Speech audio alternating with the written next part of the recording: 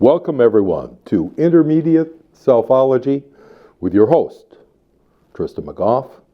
And today we're going to discuss what is awakening and, more importantly, why awaken.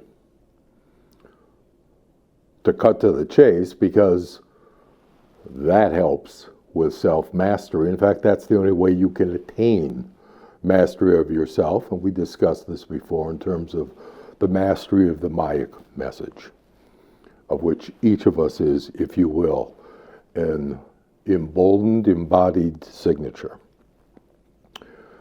But it's also the key to psychonautical balance, to keeping your cool and your equilibrium in this world as you move throughout it. So, first of all, when a person asks, why awaken to one's own awareness, it brings to mind what Socrates asked quite a long time ago in ancient Athens. And somebody had inquired of him about the concept of awakening to the truth, finding the truth, discovering it within yourself. And his response was, the unexamined life is not worth living. So in essence, why does one awaken, and why does one want to awaken to one's own awareness? It is to discover that worth.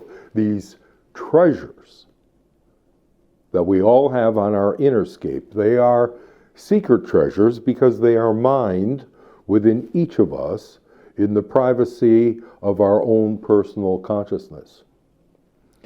So today we're going to ask ourselves, why wake up? Well, in the Socratic answer, it's because you find what's worth living in life. And that's in a few words. In a few more words, we'll say that it's natural.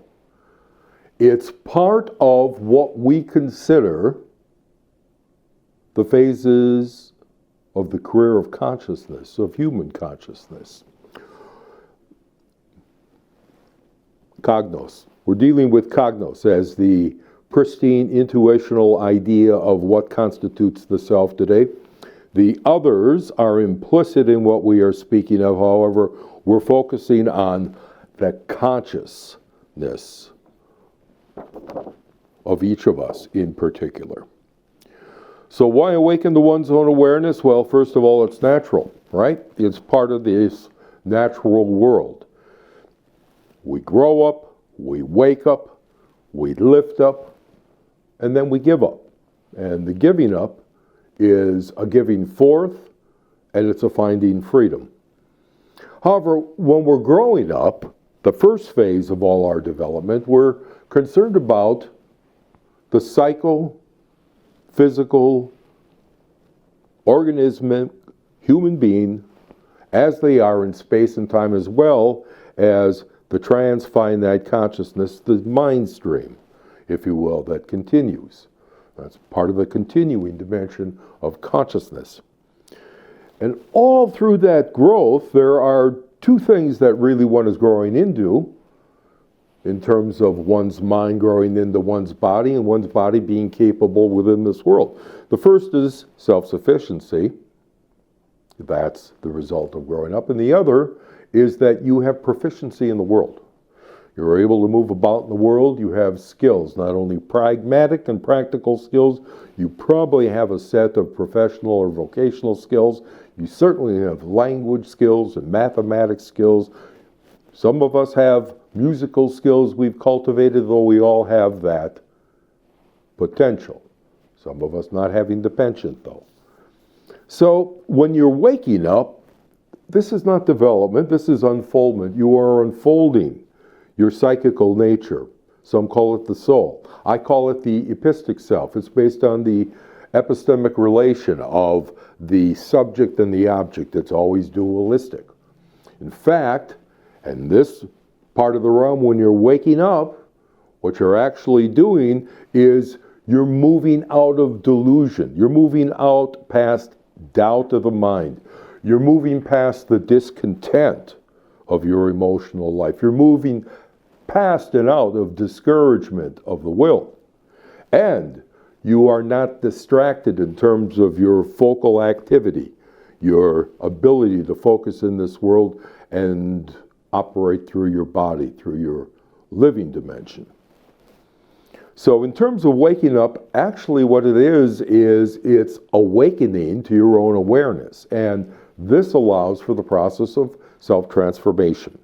Now, self-transformation, that consists of self-realization, where essentially you are able to discover, to uncover and recover the 10 dimensions of yourself. These 10 dimensions, very quickly, running through them again, they are your perspectival or observing self, and then your bodily self, your emotional self, right? Your mental or narrating self, your social self, your volitional self, and then there's, of course, your continuing self, your unifying self, advancing self, and identifying self. All these 10 dimensions. These are what constitute, if you will, they're the vectors, the experiential vectors of your consciousness. So when you wake up, you're moving out of this deluded state where you believe that everything out here is finite and fixed, stable and perduring throughout space and time, and actually caused and produced these things that we look upon as the surface. When you wake up, you're moving from that knowledge of the finite world to a transfinite knowledge of your inner world.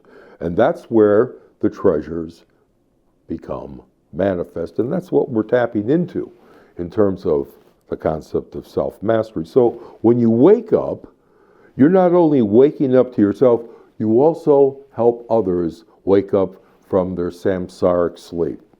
That is, from the conditioning that we all have through routines and habits and sentiments and beliefs and commitments. These things pile up and they sediment. And they make us reactive so that when someone or something challenges us or calls us out and evokes a response, the response most of the time is reactive. It's not responsive, where you've taken the time to call upon and convoke the energies of your consciousness in the cauldron of your conscious being in order to appropriately respond with some skill and action to what's being called or invoked from you. Well, when you get to a point where you are actually helping to lift yourself up through this process of waking up, you actually then move into that third stage of lifting up, because you're not only lifting up your consciousness just from the empirical realm in which we're always trapped by productive causation, but you're moved now into a realm of unfoldment, which basically is intra-agency causation. You are the own cause of your thoughts. You're the own cause of your feelings. Now, you may be reacting things because of different sediments that you've placed as sedimented emotional affective contents, part of your constellated system of ideas of consciousness, because emotions and the various deeds we do, they're all ideas in that they're formed in consciousness. And the inner scape is made up of all these ideas that are the constellations in our consciousness by which we navigate in the world. We have a map, but there's a territory out here as well.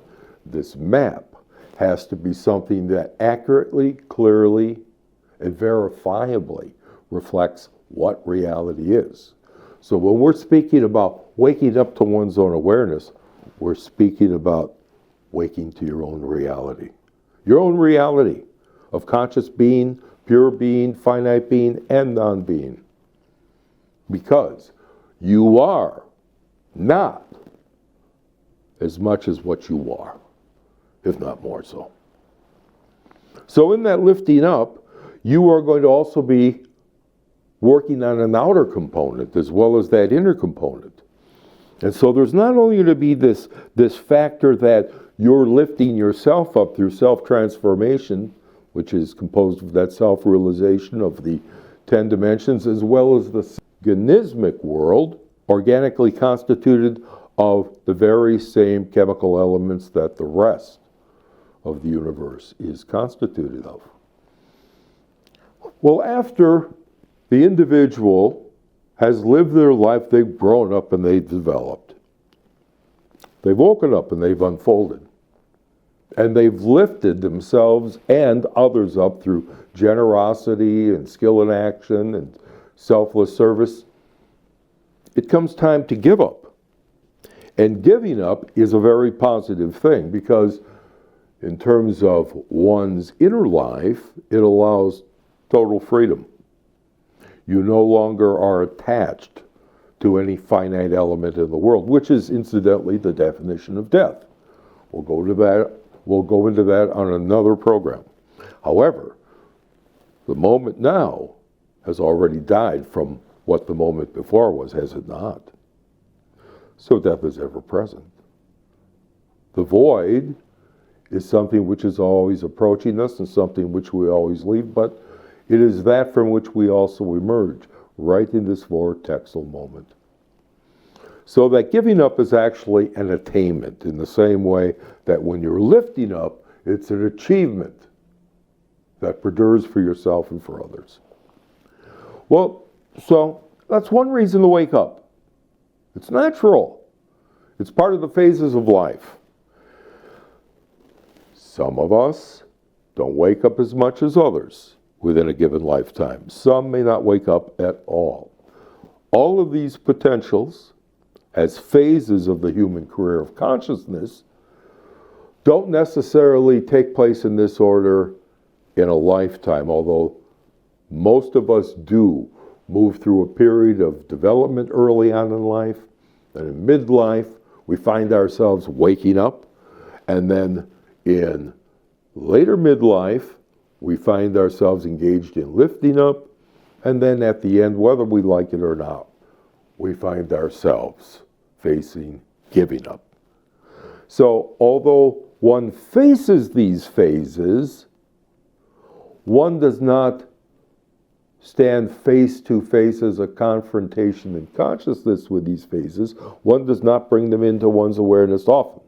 And that's the problem with waking up, is we take flights of ourselves and we touch down and we say, I remember when I did this, and I remember that, or I'd like to do that in the future, or here's how I feel now. And at that moment, you're on the verge, because you have contents of consciousness, of actually becoming transparent to yourself and waking up.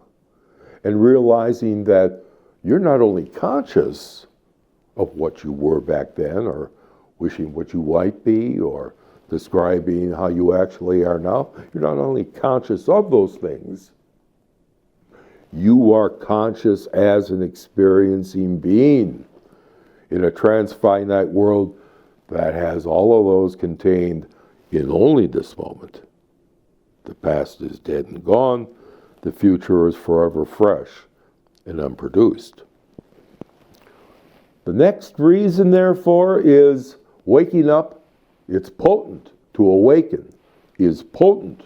That is another great worthwhileness feature of one's conscious being. Its intrinsic value. What does that potency lead to? Well, It puts you in touch with your 10 dimensions. It's the veritable source of your psychological power. So that by opening up to the innerscape where the treasures of potency are, you do attain greater bodily vitality and emotional harmony, volitional intensity, as well as mental clarity. Awakening is also healthy. It clears up the 5 confusions we all have in life. There's delusions we have of self, of thinking ourselves absolutely independent of everything else, and existing as not only an independent being, but permanent. Somehow we have an idea that there's a speck of identity that endures throughout timeless travel, has no beginning, has no end. Well, that's the continuous dimension, but that's just one dimension of yourself. Strictly speaking, it's not the only dimension of yourself any more than your identifying dimension. I equals I am I, A is A. This identifying dimension doesn't have to continue, but it's part of what constitutes the self. So, being healthy means that you take these inner energies, these treasures of your innerscape, and they allow you to balance your life, which is the 4th point. It's stabilizing. It helps you achieve that psychonautical balance. And we've spoken of that before. I believe I even have something here that I had indicated in the previous program. Throughout all the various levels of your existence, through the physical and the emotional, the mental, as well as the epistemic or the epistic, and then onto the synergic end. Over here, what used to be called, or is called in Theosophy, the atmic. It is here, the cognal. It's the plane in which your syntentionality takes place as a conscious being. Syntentionality, it's that perception. It's where you are aware of yourself. It's transparent, it's always there, and we'll touch upon that in a moment. But the 5th reason is that it's happiness on the move in the moment. When you're talking about the ephemeral moment as part of the eternal now, there's happiness in that when one is in sync with the whole, there's harmony. And harmony is just another name for happiness. External harmony, internal happiness. They're part of the same health model. Things working together. And that's essentially what happiness as in the moving moment is. It allows you to have an enduring heart, an endearing heart, an enlightening mind, an empowering will, and an emancipating action. The deeds that you do are liberations not only of your own internal energy, but they externalize in the outer environment to make it comfortable for others to do the same. And you, in essence, become a kind of comforter. And that leads us to the 6th point. One awakens because it's the ultimate generosity. For the first time, it frees all beings from your own foolishness, ignorance, and stupidity. What is ignorance? Ignorance is the lack of knowledge. What is foolishness? It's when you act upon your lack of knowledge. You act upon ignorance as if it were knowledge. And what's stupidity? Well, it's making a policy out of foolishness. It's saying that that should be the standard from now on. We should act in such and such a way. And to everybody else, it appears absolutely foolish. But to the person who's truly stupid. It's a policy that helps shape the perspective of the world that they view. So when one awakens, you perform the ultimate generosity. You start to stop hurting others, including yourself. Remember what Buddha says, if compassion does not include yourself, it is incomplete.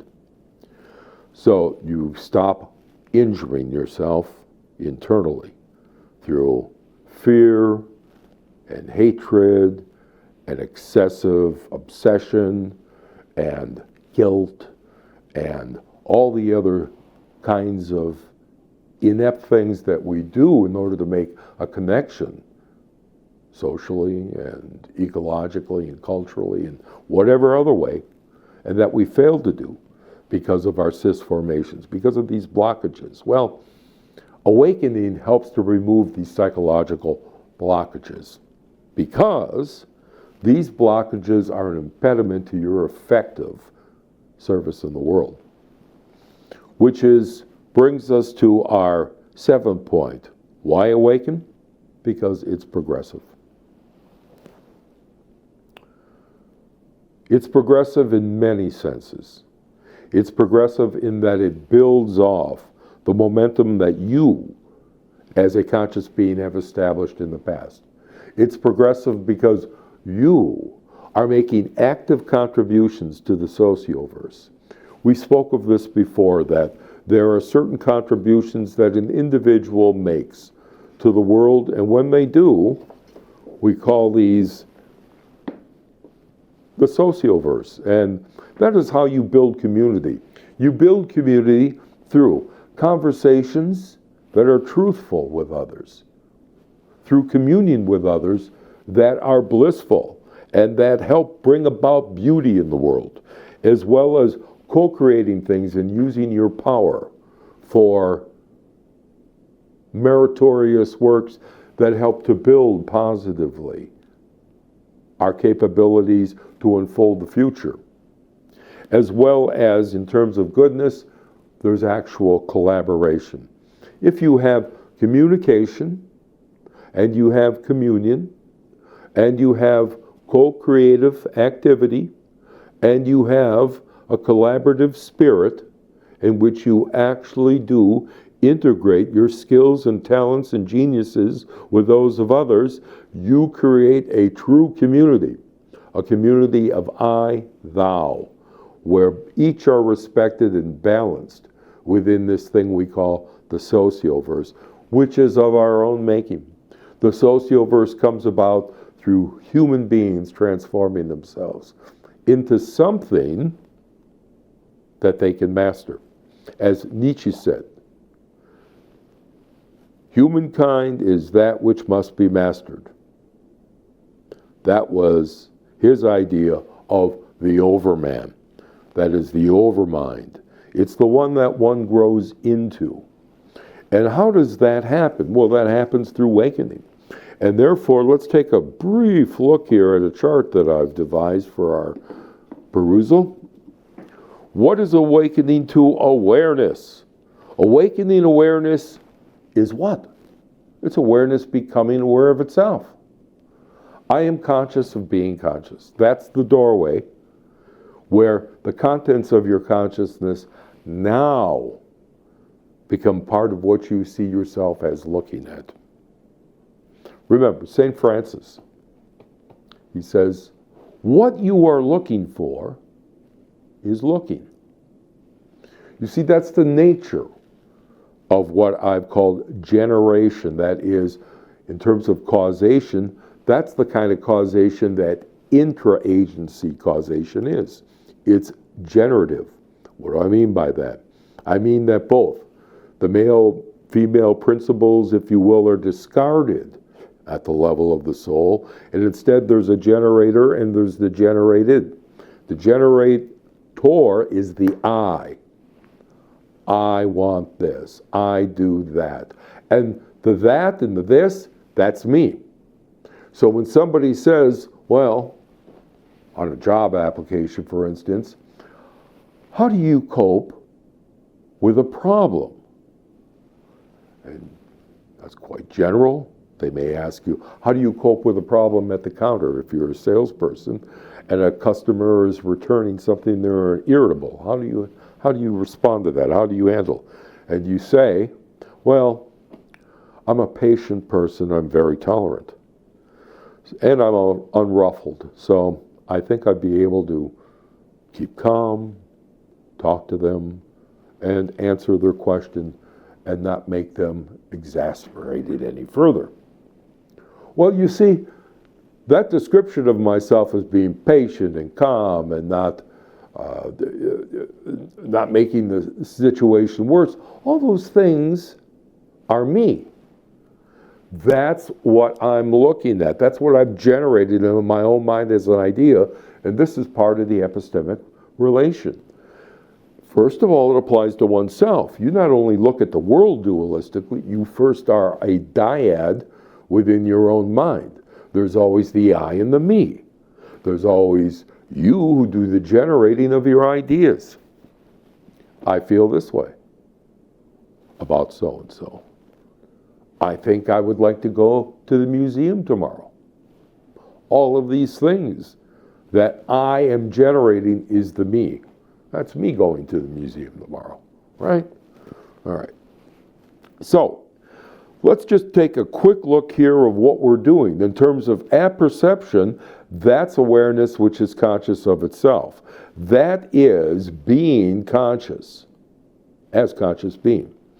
Attention, that's on the level of the soul, as this is on the level of the spirit, with apperception. Apperception is consciousness being aware of itself.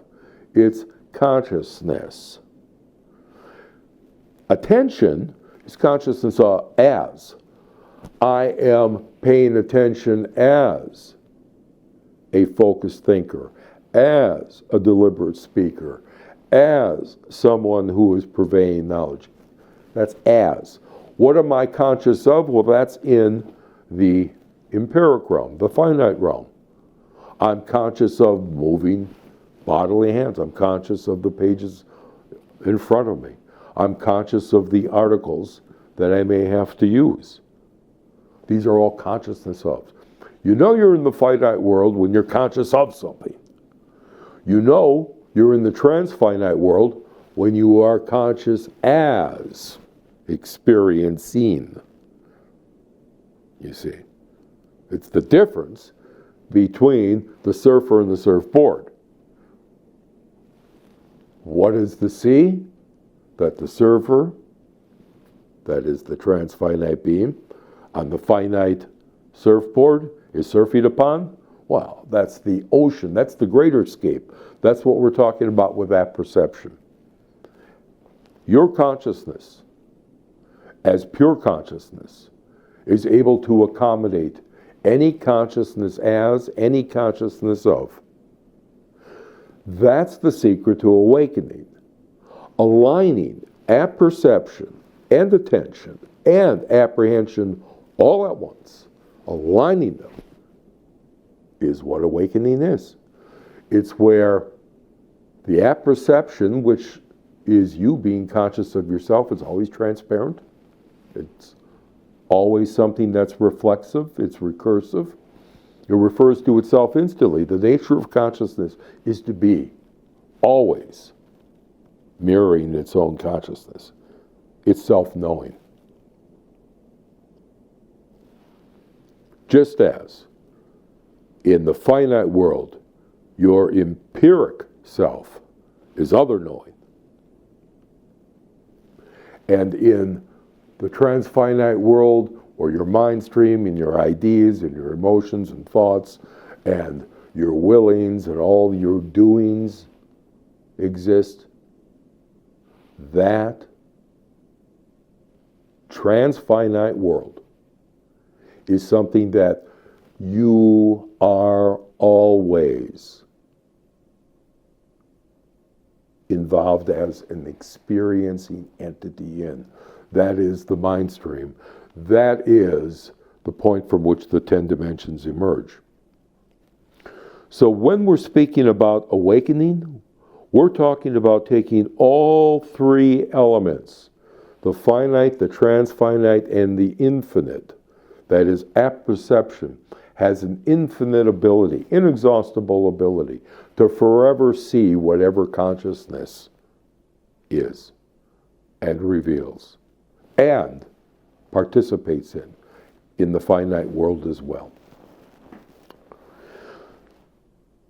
So the ultimate point for awakening is that one finds that within oneself, those treasures that lead to one's personal happiness are also the very same treasures that lead to others' happiness. And that's where in Buddhism, as well as in Christianity and Islam, Taoism, any particular religion that looks at the big picture and tries to make sense of it all and say, is there a purpose, or how do things actually exist, and what is our meaningful and worthwhile place within that cosmic framework? Religion is an attempt to answer those questions. Science is an attempt to answer the questions we pose about the empirical world, as well as the epistemic world, the epistic world. So you have a much broader idea of science in Europe and in India, where it is the categorization and systematization of knowledge. You are not necessarily confining knowledge to empirically validated knowledge through the scientific Western method. It is a way of categorizing such knowledge, whether it's the knowledge of a library through the Dewey Decimal System, or mathematical knowledge, or philosophic knowledge, or metascientific knowledge. How do you organize the sciences amongst themselves? Those are all instances where the transfinite entity is taking infinite potential and utilizing them for finite service in the world. So the empirical method of science is one way to determine the cause and effect of the productive causation of this world. Phenomenology and meditation are the preferred avenues for doing the same in the generative world of the transfinite intra-agency causation. Out here is inter-agency causation, where I can interact and influence the world. In the interscape, all that causation is generative. It's something I generate. That's why at the moment of death, you leave the body behind and all its access to the finite world, and your mind takes over as the soul, and you generate as me and I the images that you now have. Awakening allows you to do that right here and now. So, our next session, we will go into what has been called an introduction to awareness and to the actual awakening of yourself to your own consciousness. So until that time, behave when you must, be good whenever you can, but above all else, be yourself.